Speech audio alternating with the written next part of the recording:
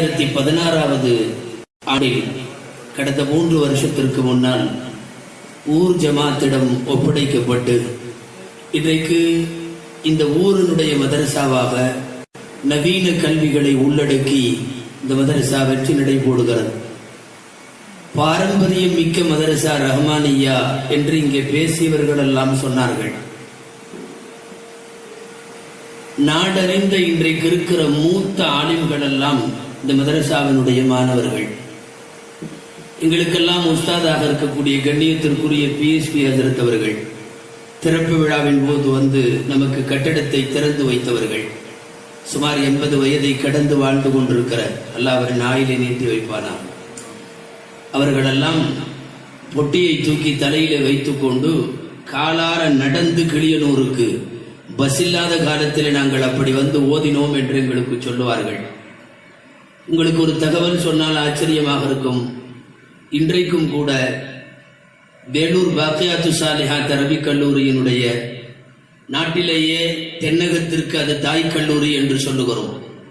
நாட்டிலே இருக்கிற 1000 பாக்கவிகளை உருவாக்கிய மதரசா. இந்த மதரசாவினுடைய முதல்வர் பொறுப்பிலே இருக்கிற முஃப்தி உஸ்மான் ஹஜரத் அவர்கள் இந்த மதரசாவிலே ஓதியவர்கள். எனவே நான் சொல்ல வருவது தமிழ்நாட்டினுடைய அநேக முதல்வர்கள் மண்டியிட்ட இடம் கிளியனூர் ரஹ்மானியா. ஒரு காலம் இருந்தது, இங்கே மாணவர்கள் ஓதிவிட்டு மேல் படிப்புக்காக வேலூருக்கு போவார்கள். அப்போது வேலூரிலே கண்ணியத்திற்குரிய ஷேகாதம் ஹஜரத் அவர்கள் இருப்பார்கள்.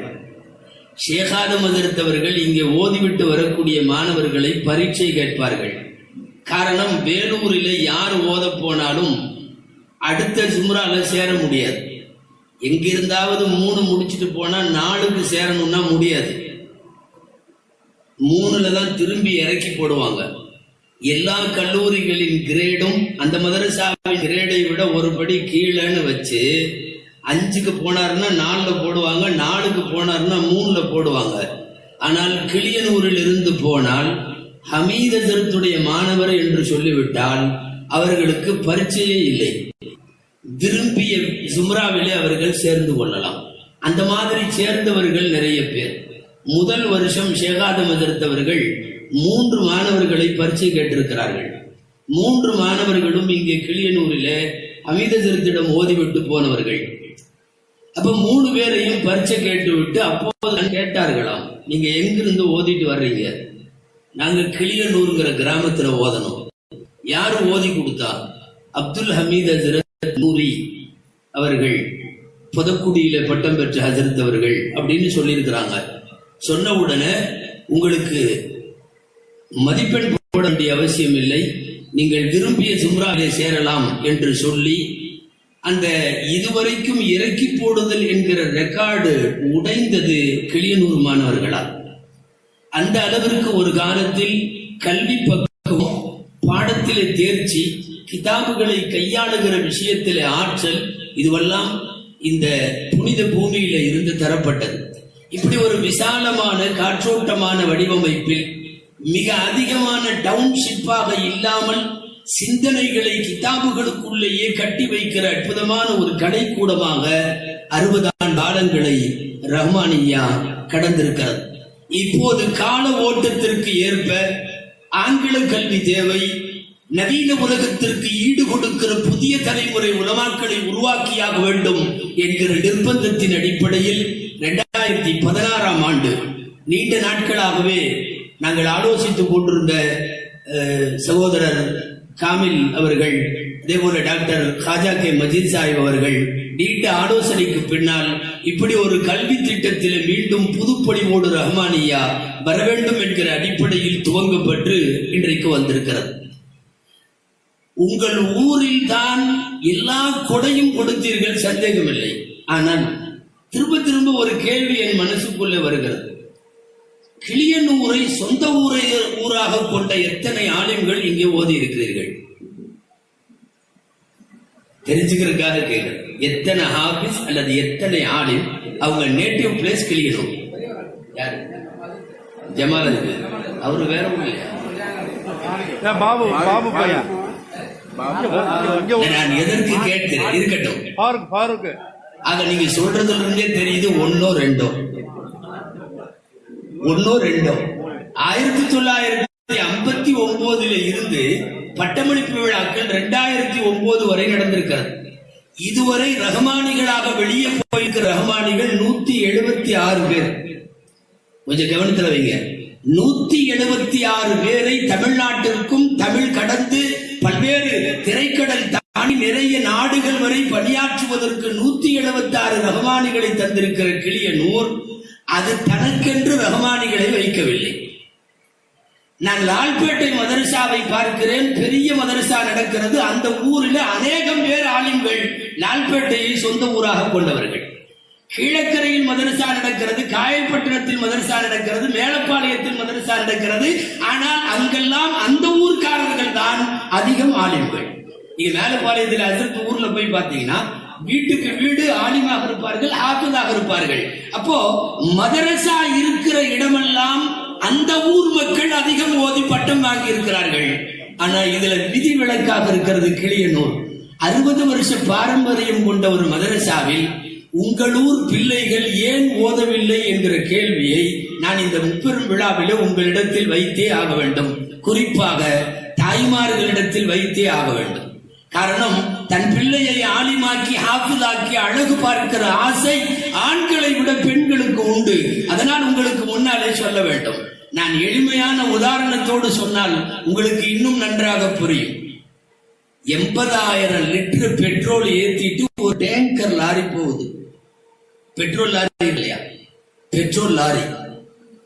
இந்த பங்குக்கெல்லாம் கொண்டு போய் பெட்ரோல் இறக்குறாங்கல்ல, டேங்க் லாரி போகுது, ஃபுல்லா பெட்ரோல் லோடு. அந்த வண்டி ரோட்ல நடுவுல நிக்குது. பின்னாடி இருக்கிறவன் பூரா ஹார்ன் அடிக்கிறான், எல்லாம் ஹார்ன் அடிக்கிறான், வண்டி நகர மாட்டேங்குது. கதவை திறந்து டிரைவர் சொன்னான் பெட்ரோல் இல்லைன்னா.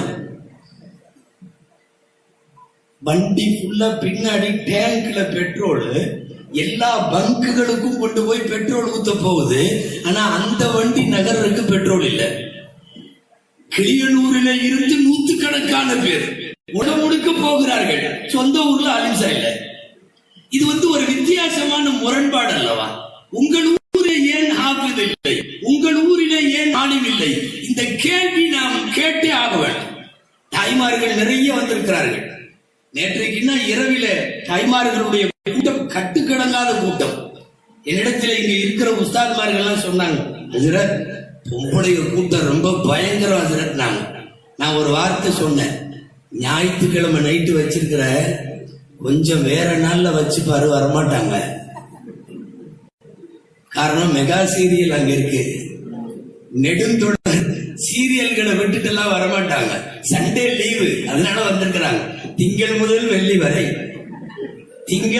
வெள்ளி வரை ரொம்ப பிஸி. அதனால நேற்றைக்கு இரவு அவ்வளவு பெண்கள் சில விஷயங்களை, கோரிக்கைகளை தாய்மார்களிடத்தில் தான் வைக்க முடியும். தயவு செய்து உங்கள் பிள்ளைகளை நீங்கள் முதலில் மௌலவிகளாக, ஆலிம்களாக ஆக்கி காட்டுங்கள். அப்போதுதான் உங்கள் ஊரில் ஒரு புகழ்பெற்ற மதரசா இருந்ததற்கான சுவடு முதல்ல உங்கள் ஊரில் இருந்து தெரிய வர வேண்டும். சொந்த ஊர்லயே இல்லைன்னா நீங்க நினைக்கலாம், இப்ப எங்க ஊர் பாணியில வெளிநாட்டுக்கெல்லாம் போகணுமே, நல்ல பொண்ணா இருந்தாலும் நல்ல மாப்பிள்ளையா இருந்தாலும் அவருடைய வெளிநாட்டு வாழ்க்கையை வச்சுதான் முடிவாகுது எங்கள் ஊர்ல நினைக்கலாம். நீங்கள் ஆலிம் ஆகிவிட்டு செல்லுங்கள், ஹாஃபிஸ் ஆகிவிட்டு செல்லுங்கள். எங்கோ ஒரு இடத்தில் போய் நீங்கள் எந்த நாட்டில் வேண்டுமானாலும் வேலை செய்யுங்கள். ஒரு மணி நேரம் ஓதி கொடுக்கிற வேலையை பாருங்க. அந்த நாட்டிலேயே கூட யாராவது நாடு குழந்தைகளுக்கு லால்பேட்டையிலேயோ அல்லது கீழக்கரையிலேயோ ஓதி முடிச்ச ஆலிம்கள் அத்தனை பேர் அந்த ஊர்ல இருக்காங்க. நிறைய பேர் பாரில்ல. ஆனால் ஓதி முடித்து விட்டு போகிறார்கள், ஹாஃபிஸ் ஆகிவிட்டு போகிறார்கள். மார்க்க கல்வியின் மீதான மகத்துவத்திற்கு 2 வகையில உதவலாம். ஒன்று தங்கள் பிள்ளைகளை ஆலிமாக்கி உதவுதல், இன்னொன்று பொருளாதாரம் கொடுத்து உதவுதல். இந்த 2வது வகையை நீங்கள் சிறப்பாக செய்திருக்கிறீர்கள். 60 ஆண்டு காலமாக, ஏன் இப்போதும் இருக்கக்கூடிய இந்த பிரம்மாண்டமான கட்டிடம், இதனுடைய வசதிகள், நவீன காலத்திற்கு ஏற்ப நீங்கள் விரித்து கொடுத்திருக்கிற மாண்பு, இதுவெல்லாம் பொருளாதார உதவியை நீங்கள் செய்கிறீர்கள். பிள்ளைகளை ஏன் ஹாஃபிஸாக்க கூடாது? இங்க 4 பேர் ஹாஃபிஸ் பட்டம் வாங்கி இருக்கிறார்கள் பார்க்கிறோமே. உங்களுடைய வீட்டு பிள்ளை ஹாஃபிஸாக 10 பேர், நரகம் முடிவான 10 பேரை ஒரு ஹாஃபிஸ் சொர்க்கத்திற்கு கூட்டி போவார். ஒரு ஹாஃபிஸ். நரகம் முடிவு செய்யப்பட்ட 10 பேர். அது நம் வயிற்றிலே பிறந்த பிள்ளையாக ஏன் இருக்கக்கூடாது? சிந்தனை முதலில் ஆண்களை விட பெண்களுக்கு அதிகம் வர வேண்டும். ஆண் பிள்ளையானாலும் பெண் பிள்ளையானாலும் என் பிள்ளை மார்க்க கல்வியை கற்க வேண்டும் என்கிற அந்த மகத்துவம் முதலில் உங்களால் உணரப்பட வேண்டும். அதுதான் இன்றைக்கு ஹாஃபிஸ் பட்டமளிப்பு விழா. 4 பேருக்கு பட்டம் கொடுத்துருக்கோம். இந்த வயசுல நம்ம வீட்டுல உள்ள பையன்களுக்கு வேட்டி கட்டுறதுக்கே தெரியாது. ஆனா இங்க தலப்பா கட்டுறதுக்கு ட்ரைனிங் ஆயிட்டு இருக்கு. தலப்பாகை கட்டி கொண்டிருக்கிறார்கள். 13 வயசு 14 வயசு பையன் முழுசா முடிச்சுட்டான் ஹாஃபிஸாக. அதுவும் 2-3 வருஷத்திலே. முயற்சி நாம் செய்ய வேண்டும். ஹாஃபிஸ் என்கிற பாக்கியம் அல்லாஹ் தருகிற பாக்கியம். நல்லா தெரிஞ்சுங்க. இவங்க எல்லாம் ஹாஃபிஸ் ஆன ஒண்ணு நீங்க ஒரு முடிவுக்கு வந்திருக்கலாம். என்னன்னா அது என்ன போய் சேர்ந்து ஒரு 3 வருஷம் ஓதிட்டா 4 வருஷம் ஓதிட்டா பட்டம் கிடைச்சிட போகுது அப்படின்னு நினைக்கலாம். இல்ல, நிறைய பேர் பல வருஷம் ஓதியும் ஹாஃபிஸ் ஆக முடியல. ஹாஃபிஸ் ஆகுதல் என்பது அல்லாஹ் தேர்வு செய்ய வேண்டும். அல்லாஹ் தேர்வு செய்தவர்கள் தான் ஹாஃபிஸ் ஆக முடியும். ஆனால் என் பிள்ளையை நான் அதற்கு தர வேண்டும் என்று முயற்சிக்க வேண்டும். நிறைய பேர், நான் ஒரு செய்தி உங்களுக்கு சொல்ல வேண்டும். அல்லாஹ் தான் மனப்பாடம் பண்ண வைக்கிறாங்கிறதுக்காக சொல்றேன். நபி ஸல்லல்லாஹு அலைஹி வஸல்லமுக்கு வஹி இறங்குறப்போ சூரா அன்ஆம்னு ஒரு சூரா இறங்குது. உலமாக்கள் ஹாஃபிதுகளுக்கு தெரியும், அன்ஆம் சூரா பெரிய சூரா. 7ல ஆரம்பிச்சு 8ல பாதியில முடியுது. கிட்டத்தட்ட ஒரு ஜுஸு 1/4 ஜுஸு பெரிய சூரா. ஸல்லல்லாஹு அலைஹி வஸல்லம் ஒரே தடவையில ஜிப்ரீல் ஓதிட்டு போயிட்டார். 1/4 ஜுஸு. நாம உட்கார்ந்து ஓதுனா கடகடன் ஓதுறவங்க 20 நிமிஷம் ஆகுது. சூரத்துல் அன்ஆம் அரை மணி நேரம் ஓதக்கூடிய சூரத்துல் அன்ஆம் பிஸ்மில்லாஹிர் ரஹ்மானிர் ரஹீம் அல்ஹம்துலில்லாஹி அல்லதி خلقஸ் ஸமாவாதி வல் அர்த வஜஅல ظுலுமாத்தி வன் நூர்னு ஆரம்பிச்சு லாஸ்ட் இன்ன ரப்பக ஸரீஉல் இகாபி வ இன்னஹு லகஃபூர் முடிச்சிட்டு போயிட்டாங்க ஜிப்ரீல். அல்லாஹ் மனப்பாட சக்தியை பெருமானாருக்கு கொடுத்திருந்தான். உள்ள வைக்கிறவன் அல்லாஹ். அதனால ரசூலுக்கு மறக்காது. சனுகுரிஉக ஃபலா தன்சா. நபியே நாயமா ஓதி கொடுக்கறனால நீங்க மறக்க மாட்டீங்கன்ட்டான் அல்லாஹ். வந்து சபையில உட்கார்ந்து ஜிப்ரீல் அலைஹிஸ்ஸலாம் ஓதின சூரத்துல் அன்ஆம் அப்படியே ஓதுனாங்க. ஒரே ஒரு தடவை அப்படியே ஓதி முடிச்சிட்டாங்க. ஓதி முடிச்சு அந்த சபையில முன்னாடி உட்கார்ந்து இருந்தவங்க ஹஜ்ரத் இப்னு மஸ்ஊத் ரலியல்லாஹு அன்ஹு. சஹாபாக்கள்ல கொஞ்சம் உடல் பலவீனமான சஹாபி. அவங்க எந்திரிச்சாங்க. எந்திரிச்சு கேட்டாங்க, யா ரசூலல்லாஹ், இப்ப நீங்க ஓதுனது சூரத்துல் அன்ஆமா? ஆமா. சூரத்துல் அன்ஆம் இவ்வளவு பெரிய சூறாவா? ஆமா. நான் அப்படியே உங்கள்ட்ட ஓதிட்டேன் நாங்க நாயகம். இப்னு மஸ்ஊத் கேட்டாரு, நான் ஓதட்டுமான்னு. எல்லாருக்குமே விளவெடுத்து போயிடுச்சு. 1/4 ஜுஸு இப்பதான் ஓதி ரசூலுல்லாஹ் முடிச்சிருக்காங்க. இவர் எந்திரிச்சு நான் ஓதட்டுமாங்கிறாரு. சல்லாசி சொன்னாங்க, எங்க ஓது பார்க்கலாம். அப்படியே திரும்பி நின்று சஹாபாக்களுக்கு முன்னாடி 1/4 ஜுஸு அன்ஆம் பூரா ஓதுறாங்க. அவர் ஜிப்ரீல்கிட்ட கேட்கல, ரசூல்கிட்ட கேட்டார். ரசூல் ஸல்லல்லாஹு அலைஹி வஸல்லம் முன்னால உட்கார்ந்து இருந்தார். இந்த ஹார்ட்ல இருந்து அந்த ஹார்ட்டுக்கு பாஸ் ஆயிடுச்சு. மனப்பாட சக்தியினால் சொந்த முயற்சியினால் வருவதல்ல ஹிப்ஸ். சொந்த முயற்சியில் வருவதல்ல குர்ஆன் மனனம். குர்ஆன் மனனம் அல்லாஹ் உள்ளத்துல போடணும். அவர்களுக்கு தான் வரணும். இன்னொரு செய்தி சொன்னால் பொருத்தமாக இருக்கும். இந்தியாவினுடைய பெரிய அரபிக் கல்லூரி தாருல் உலூம் தேவபந்த் அரபிக் கல்லூரி. ஆயிரக்கணக்கான மாணவர்கள் ஓதுகிற கல்லூரியினுடைய முன்னாள் முதல்வர் அல்லாமா அன்வர் ஷா காஷ்மீரி. அல்லாமா அன்வர் ஷா காஷ்மீரி சஹீஹுல் புகாரிக்கு அரபியில் விரிவுரை எழுதி ஃபைதுல் பாரி என்ற ஒரு கிதாபை எழுதி அரபுலகத்தை இந்தியாவின் பக்கம் திரும்பி பார்க்க வைத்தவர். புகாரிக்கே விரிவுரை எழுதுற அவ்வளவு பெரிய ஆலிம். அவ்வளவு பெரிய ஆலிம். கல்வி கடல். மனப்பாட சக்தினா அப்படி ஒரு சக்தி. எகிப்துக்கு போயிருந்தார். எகிப்துல அங்க மன்னர் ஃபைசல் நூல் நிலையம்னு ஒரு நூல் நிலையம் இருக்கு. அங்க போனார். அங்க உள்ள லைப்ரரியை அப்படியே பார்த்துக்கிட்டே இருந்தார். ஒரு பெரிய கிதாபு ஒன்று 1000 பக்கங்களுக்கு மேல். அதை எடுத்து படிக்கிறாரு. கிதாபு நல்லா இருக்கு. எங்க நாட்டுக்கு இந்தியாவுக்கு இதை கொண்டு போறேன், நான் போய் எல்லாம் படிச்சு முடிச்சுட்டு பிரதி எடுத்துட்டு திரும்ப கொடுக்கறேன்னு கேட்டாரு. இந்த எகிப்துல உள்ள மன்னர் ஃபைசல் நூல் நிலைய அதிகாரி சொன்னாரு, எங்க லைப்ரரியில இருக்கிற புஸ்தகம் படிக்கிறதுக்கு மட்டும்தான். எடுத்துட்டு போறதுக்கெல்லாம் யாருக்கும் அனுமதி இல்லை. வேணா இங்க இருந்து படிச்சுட்டு போங்க. 3 நாள் அங்க இருந்தார். அந்த புத்தகம் முழுக்க படிச்சார். 1ஆம் பக்கத்துல இருந்து கடைசி பக்கம் வரை அட்டை டு அட்டை படிச்சு முடிச்சுட்டு இந்தியாவினுடைய தேவபந்துக்கு திரும்பி வந்துட்டு அதை அப்படியே எழுதினார். 1000 பக்கம் எழுதி முடிச்சு நூல் நிலையத்துக்கு அனுப்புறார். அதையும் இதையும் சரிபார்த்து தவறை மட்டும் திருத்தி அனுப்புங்கள். ஆச்சரியப்பட்டு போன பைசல் நூல் நிலைய அதிகாரி 2ஐயும் ஒப்பிட்டு பார்த்து ஒரு தப்பு இல்லைன்னு திருப்பி அனுப்பிச்சிட்டார். இது என்ன மாதிரி மனன சக்தின்னே தெரியல. அவ்வளவு பெரிய 1000 பக்கங்களை உள்ளடக்கி பைசல் நூல் நிலையத்திற்கு திரும்ப எழுதிய அன்வர் ஷா காஷ்மீரி, நீங்க நல்லா கவனிக்கணும், இது போன்று ஒரு ஹாஃபிதுகள் பட்டம் வாங்கக்கூடிய விழாவுக்கு அவர் சிறப்பு பேச்சாளராக அழைக்கப்படுகிறார். பட்டமளிப்பு விழா நடக்குது, நீங்க வந்து வாழ்த்து பேசணும்னு வந்து நின்ன அன்வர் ஷா காஷ்மீரி மைக்கிற்கு முன்னால நின்றவர் அழுதுட்டார். சொன்னாரு, உலகத்துல எத்தனையோ புத்தகங்களை அச்சு பிசகாமல் அப்படியே மனப்பாடம் செய்த எனக்கு குர்ஆனை மனப்பாடம் பண்ண முடியல. குர்ஆனை மனனம் செய்ய முடியலங்கிறார். நம்மளால நம்ப முடியுதா? ஆயிரக்கணக்கான பக்கங்களை எந்த அந்நிய மொழியாக இருந்தாலும் அரபியாக இருந்தாலும் படித்து கரைத்து குடித்து முடித்து திரும்ப பிரதி எடுத்து அனுப்புகிற மனன சக்தியின் பேராற்றலை பெற்றவர், ஹிஃப்லின் உச்சத்தை தொட்டவர் சொல்றாரு, என்னால கடைசி வரைக்கும் குர்ஆனை முழுசா மனப்பாடம் பண்ண முடியல. என்ன தெரியுமா? குர்ஆன் மனனம் என்பது அல்லாஹ் வழங்குகிற தௌஃபீக், அல்லாஹ் வழங்குகிற பெரிய வாய்ப்பு. அந்த வாய்ப்பு அல்லாஹ் எல்லோருக்கும் தருவதில்லை. அதனால முயற்சிக்க வேண்டும். ஆணாக இருந்தாலும் பெண்ணாக இருந்தாலும் பிள்ளைகளை பெற்றவர்கள். ஏன் உங்கள் ஊரிலே மௌலவிகளும் ஆஃபிதுகளும் இல்லை என்கிற குறை இனி நீங்கள் உங்களுக்குள்ளே கேட்க வேண்டும். 60வது தொடங்கி இருக்கிற இந்த ரஹ்மானிய அரபிக் கல்லூரி நாம் இருக்கிறோமோ இல்லையோ, இன்னும் 40 வருடத்தில் 1-2 பேர் எல்லாம் அல்ல, நிறைய பேர், குறிப்பாக ஹாஃபிதுகள் உருவாக வேண்டும். இன்ஷா அல்லாஹ் நான் இருக்கிற நிர்வாகத்தோடு முத்தவள்ளி நாட்டாமை பஞ்சாயத்து ஜமாத்தார்களோடெல்லாம் கலந்து அப்படி ஏதாவது உள்ளூர் மாணவர்கள் படித்துக் கொண்டே இங்கே குர்ஆனை மனனம் செய்ய சென்னையில் எல்லாம் போல ஒரு பார்ட் டைம் வகுப்பு ஹிஃப்துக்காக தொடங்குவதை குறித்து இன்ஷா அல்லாஹ் நிர்வாகிகளிடம் ஆலோசித்து சொல்லுகிறோம். எப்படியாவது நீங்கள் ரஹ்மானியாவை முதல்ல இந்த ஊர்காரங்க பயன்படுத்துக. மற்ற ஊர்களுக்கும் நீங்கள் நாம் 60 வருஷமாக இல்மை வழங்குகிறோம், அது வேறு. நாம் பயன்படுத்த வேண்டும்.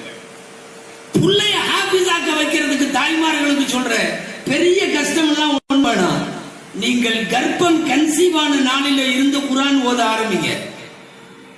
உங்கள் டெலிவரிக்கு பின்னாலே பிறக்கிறது ஆணாக இருந்தாலும் பெண்ணாக இருந்தாலும் சீக்கிரமா ஹாஃபிஸ் ஆயிரும் இன்ஷா அல்லாஹ். எத்தனையோ நாடுகள்ல பாக்குறோம் 6 வயசு 7 வயசு ஹாஃபிஸ், 5 வயசு ஹாஃபிஸ். பேஸ்புக்ல வாட்ஸ்அப்ல பாக்குறீங்களே, சின்ன புள்ள 7 வயசு மலேசியா, அதை நிக்க வச்சுட்டு குர்ஆனை திருப்பி ஓதுற கேக்குறாங்க. நமக்கு இப்படி ஓதுறதே வராது. பின்னாடி இருந்து கேக்குறாங்க சொல்லுது, முன்னாடி இருந்து கேக்குறாங்க சொல்லுது.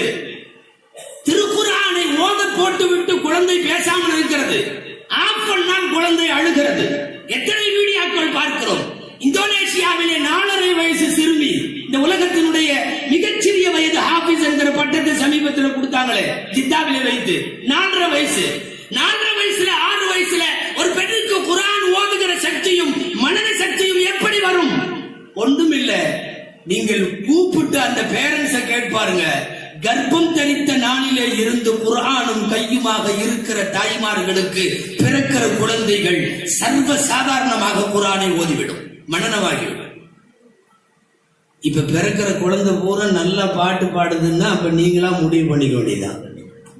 இவங்க கர்ப்பமான நாள்ல இருந்து இப்ப பிறக்கிற குழந்தை சீரியல் பேரெல்லாம் கரெக்டா சொல்லுது. ஆமா, 3 வயசு தான் ஆகுது, அது செம்பருத்தியை பத்தி பேசுது. என்ன அர்த்தம் தெரியுமா? முழுக்க முழுக்க நீங்க அதிலேயே இருந்திருக்கிறீங்கன்னு அர்த்தம். இன்னொரு செய்தி சொல்ல வேண்டும். குர்ஆன்ல இருந்து உள்ள செய்தி விஞ்ஞான பூர்வமாக ஒத்துக்கொள்ளப்பட்ட செய்தி என்ன தெரியுமா? கர்ப்பமான உடனே 40 நாள் அது திரவ நிலையில இருக்கிறது.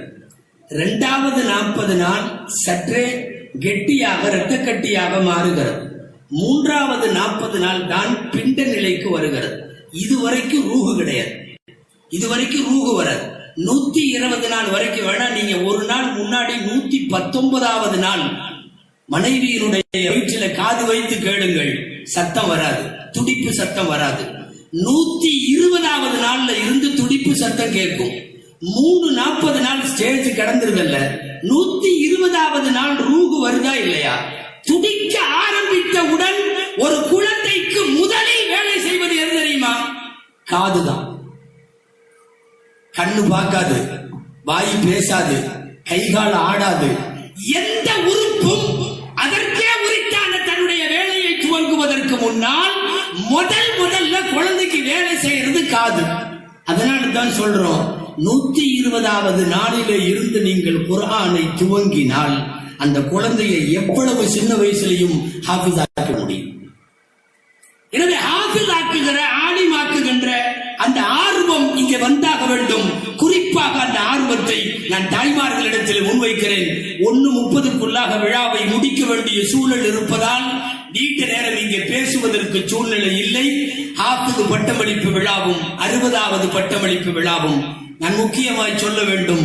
3வது இங்கே இருக்கிற கம்ப்யூட்டர் சென்டரும் லைப்ரரியும், இந்த விழா 3 விழாவினுடைய விளக்கத்தை மாத்திரம் நான் சொல்லி முடிக்கணும்.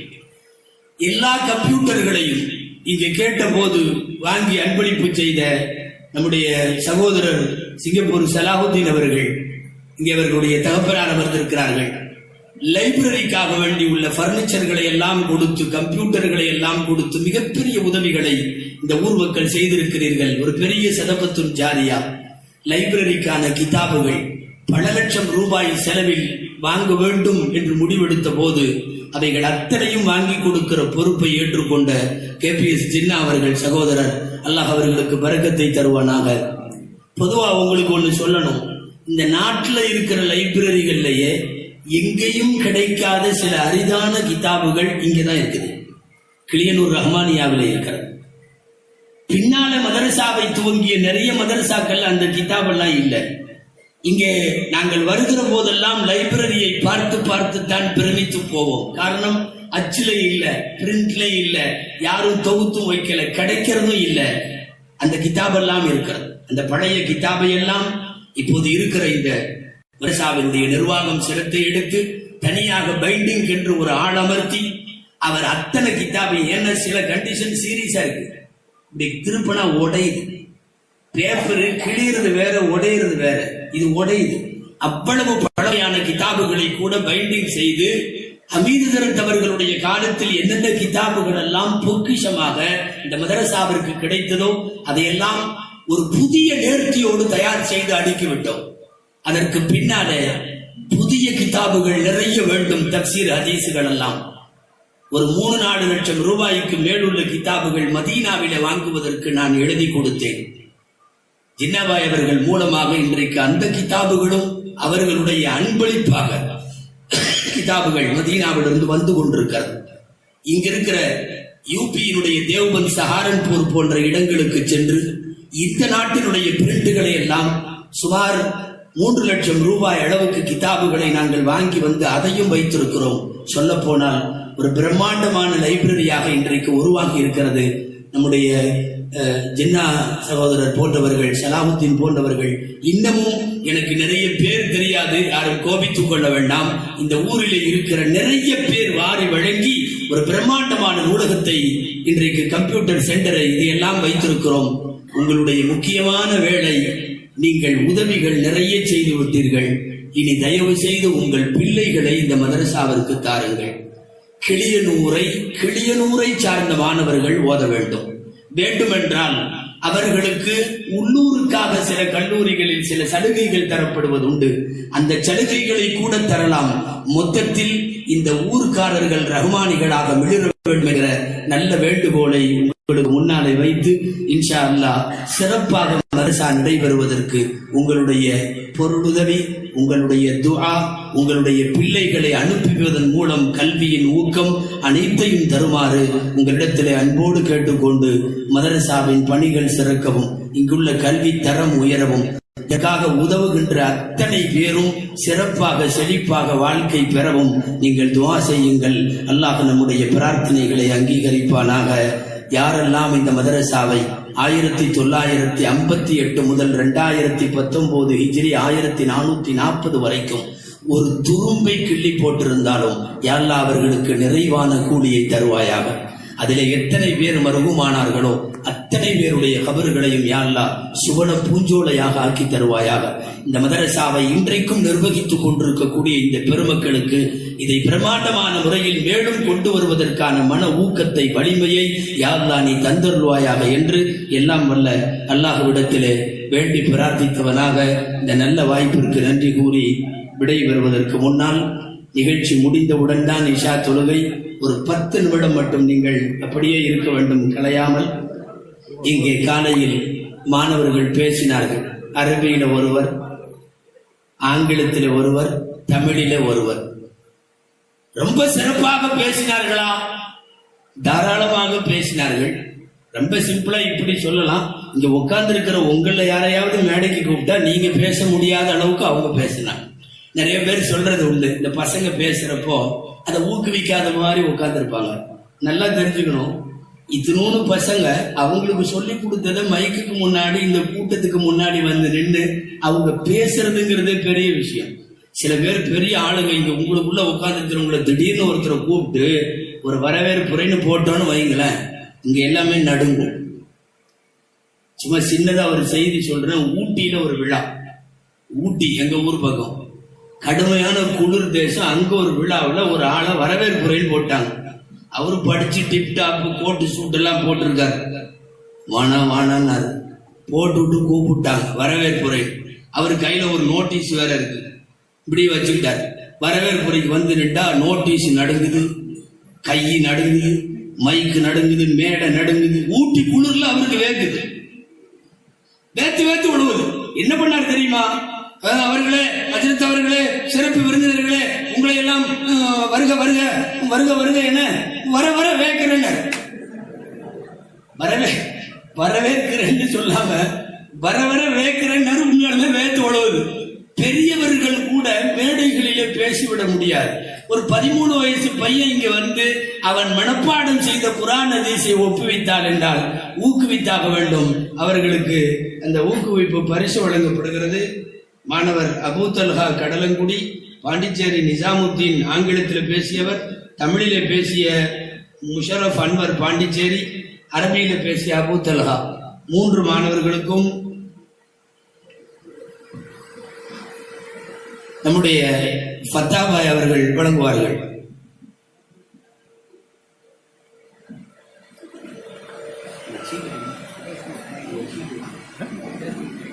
முதல் பரிசு ஃபத்தாபாய் அவர்கள் வழங்குவார்கள். 2வது பரிசு ஜக்கரியா பாய் அவர்கள் வழங்குவார்கள். 3வது பரிசு முத்தலிபாய் அவர்கள் வழங்குவார்கள்.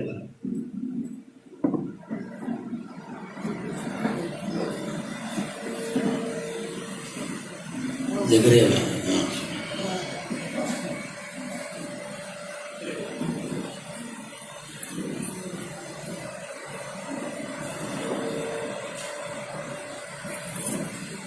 ஒரு சகோதரர் பட்டம் பெறக்கூடிய 4 ஆஃபதுகளுக்கும் ஒரு சிறு தொகை வழங்கி இருக்கிறார்கள். ஆஃபதுகள் அதிர்த்து அவர்களிடம் பெற்றுக் கொள்ளுமாறு கேட்டுக் கொள்ளப்படுகிறது.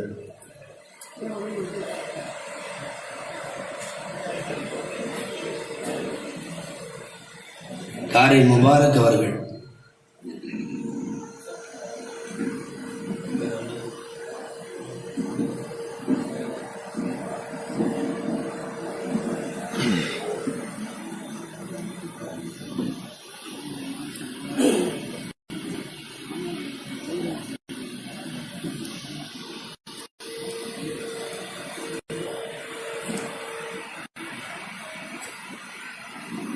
நன்றி உரை சொல்லுவதற்காக ஹாஜி முகமது காமில் அவர்களை அன்போடு அழைக்கிறேன்.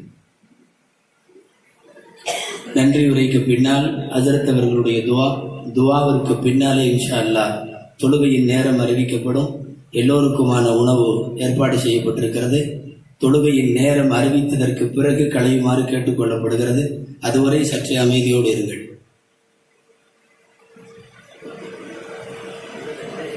Assalamualaikum warahmatullahi wabarakatuh.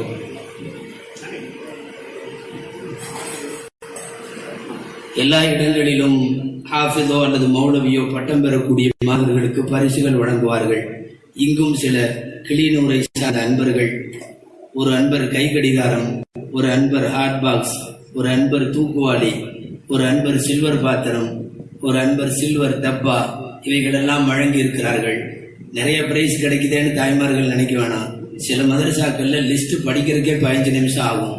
சில மதரசாக்கள்ல நாங்க பட்டமளிப்பு விழாவுக்கு போறப்ப வேடிக்கையா சொல்றது உண்டு, பொண்ணை தவிர எல்லாமே கொடுத்துட்டீங்க அப்படிங்கிற மாதிரி. இங்கே பரிசுகள் குறைவாக இருந்தாலும் ஹாஃபிதுகளை ஊக்கப்படுத்த வேண்டும் என்ற அடிப்படையில் தரப்படுகிறது. அந்த பரிசுகளை முன்வரிசையில் இருக்கக்கூடிய சிறப்பு விருந்தினர்கள் ஹாஃபிதுகளுக்கு வழங்குவார்கள். ஹாஃபிதுகள் வந்து பெற்றுக்கொள்ளுமாறு கேட்டுக்கொள்ளப்படுகிறது. சின்ன டாக்டர் எடுத்து கொடுங்க, கொஞ்சம் சீக்கிரமா முடியும்.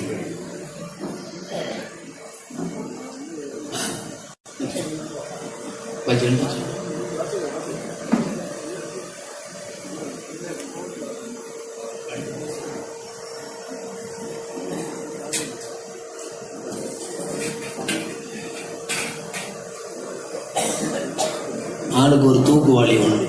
ரம்ஜான்ல கஞ்சி வாங்கிக்கலாம்.